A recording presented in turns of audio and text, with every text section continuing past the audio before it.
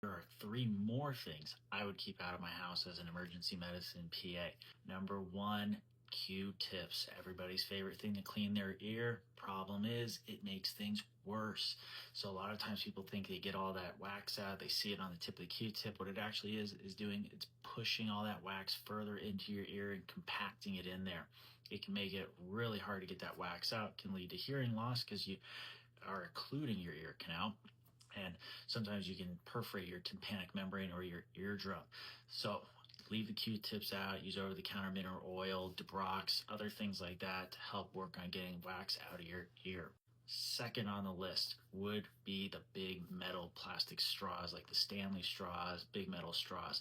For kids, they can be a major issue because a lot of times they're walking or running, they have the straw in their mouth, they fall, and that straw ends up puncturing what's called the soft palate, which is part of the back of your mouth.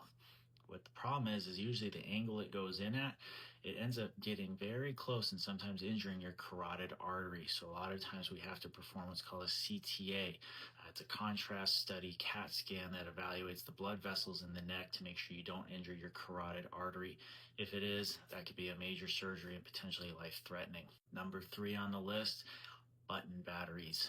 All right, we've heard it before. I'm going to say it again. These things are dangerous.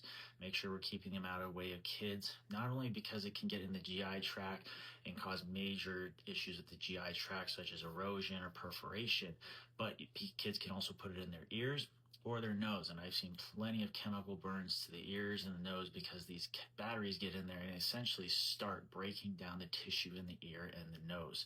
A lot of times it can be treated. However, it sometimes can lead to some lasting and permanent damage. So definitely something to keep an eye out for.